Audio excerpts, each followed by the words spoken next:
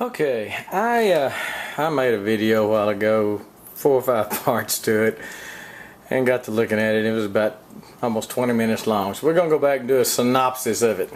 I am making Ironhead 41's brand of brandy.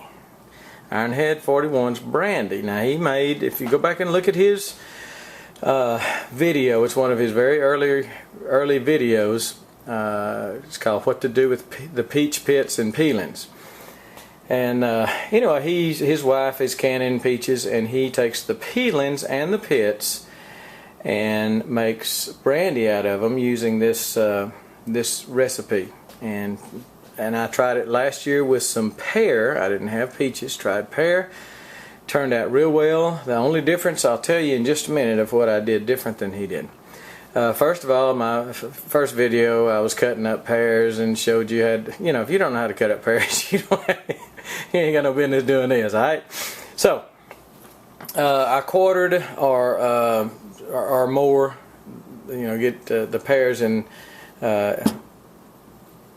each pear in maybe 8 or 10 pieces. You can kind of see what I did here. I used my smaller pears. Some of the larger ones we're going to put on the, I've got an apple peeler, and it peels it, cores it, skins it at the same time, and we will dehydrate those. It slices it, peels it, cores it, skins it is kind of redundant, isn't it? It peels it, cores it, and slices it, excuse me. And in about 1/4 inch slices, just perfect for the dehydrator. So some of the larger ones we're going to do that. Some of the smaller ones I couldn't get on that, I don't think, so I'm not even going to try it. We're making some of this brandy. Now I call it the Hooch. I call it the Hooch. So what it is, you'll slice your peaches, pears, apples, probably blackberries, probably strawberries, maybe. You know, all I've done it with myself is pears. All I've seen him do it with is peaches. Slice it, put it, fill up a jar, excuse me, half full. These are half-gallon jars. Found these at Woods. Big old things. I've seen these people use them on YouTube, but I've never seen one in person. It's a good one. I mean, that's nice. Anyway, fill it up halfway full of, in this case, pears. In your case, whatever you got. And fill up the other half with sugar-water mixture. 4 cups of sugar to a gallon of water.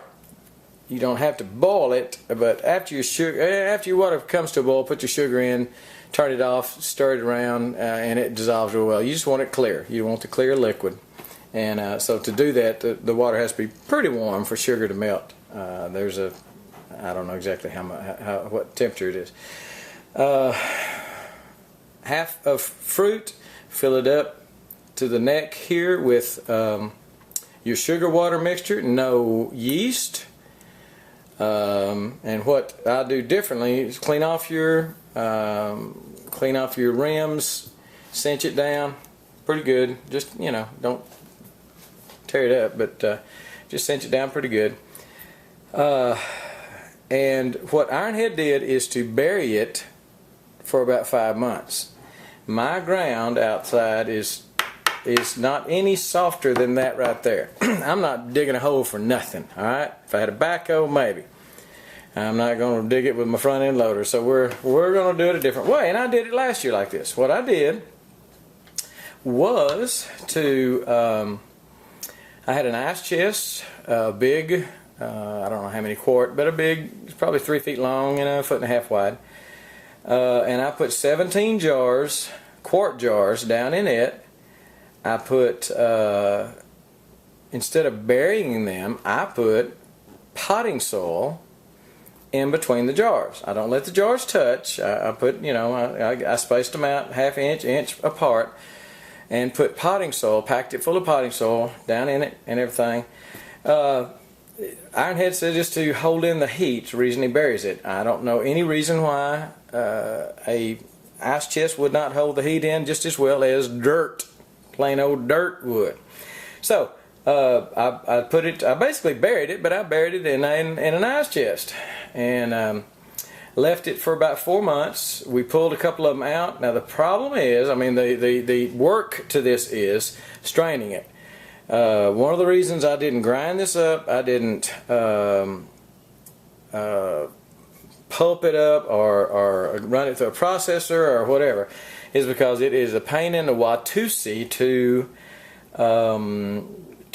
strain. So you'll go through a colander first, maybe into a big bucket like a 5-gallon food grade or something like that. A colander first, and then you'll go through maybe some cheesecloth a couple of 3 times, get the bigger colander. Of course, will get the big chunks out, and just go finer and finer and finer each time until you work your way down to some coffee filters. I think what we did is line a colander with coffee filters, and then just start pouring it through there. So it takes a while. You're going to want to go through the coffee filters probably 2 or 3 times. In fact, you want to do it until you get it as clear as you want it to be. It still might be a little cloudy. Nothing wrong with that. Ironhead said if it's too cloudy, it's going to give you the scars. So he said if you need to go, that's a good way to do it. But if you don't need the scars, if you're regular, you may want to thin it out. I mean, clear it up as clear as you can. Strain it out as clear as you can. So I will show you the final result in about 4 or 5 months. But what we did was last time was I pulled it out of the ice chest after 4 months. We tried a couple of them.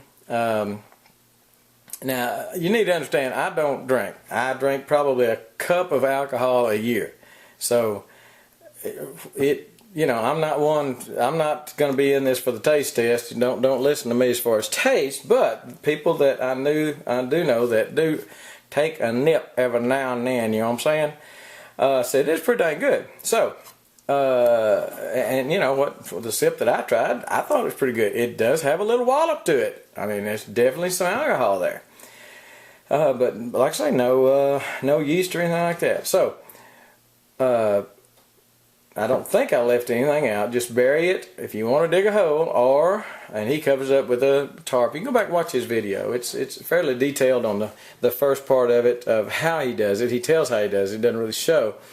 And then the second half is December of that year when he digs it up and he shows you straining it, shows himself straining it and such. And I'll do that in January or so whenever I do this. Now he says he puts his back on the shelf.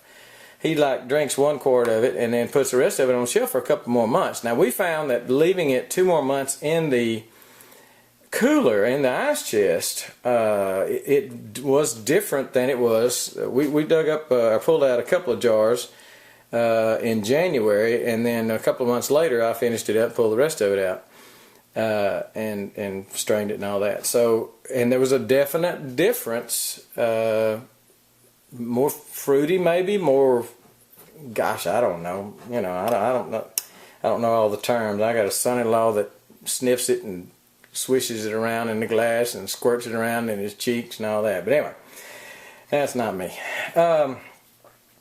If you don't like pear, but if you do have access to pears and don't like pear, would rather have peach, I buy this at Sam's, and we tried it last year, and it's a sugar-free peach syrup. And what you can do is just put maybe a tablespoon of that in a quart jar after you strain it and everything, after it's done. Put a tablespoon of that in there and try it. And if it needs a little more peach, put another tablespoon until you get it to where you like it. But anyway, this will make about, this being a half gallon, will make about a quart of liquid.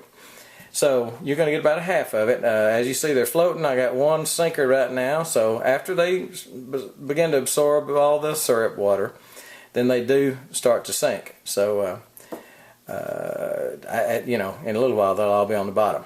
About half of them that I undid last year fizzed when I took the lid off, like champagne or something. And about half of them didn't. Ironhead said it would. Said it wasn't no big deal. Didn't seem to be a big deal. But like I say, most of the folks that tasted it, that are partial to imbibing a little bit, said they liked it. So give it a shot if you want to do something. I think it's going to be a good barter item someday. it's just a new skill to learn. I like learning stuff. I don't care to drink it, but I like learning things, and this is something that I learned from Ironhead, and it came out real well last year, and I see no reason why I will not do well this year. Wash your peaches, slice your peaches, fill your jar up halfway. If you're using quart jars, it doesn't matter. Just fill up whatever jar you're using halfway. The other half with the sugar syrup, with sugar water, which is 4 cups of sugar to 1 gallon of water, dissolved in there real good. Let it cool down a little bit before you pour it in these cold jars, and wipe the rim off, cap it pretty snug, and it's you know, I think it's a pretty cool thing. I've done enough talking. I'm trying to cut this down. I don't want another 20-minute video. So one of the reasons that you can use the flavoring with this is that Pear doesn't have a lot of flavor. They use pear juice to make a lot of as a filler in a lot of other juices, because if you pour pear juice in apple juice, it tastes like apple juice. So pears don't have a lot of flavor.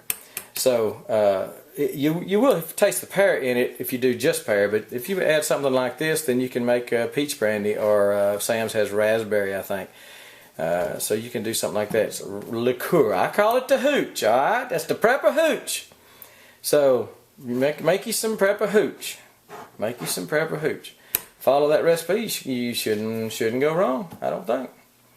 If I think of anything else, I'll turn the thing back on and make another 20-minute video. But I think we covered it all. All right, we'll go.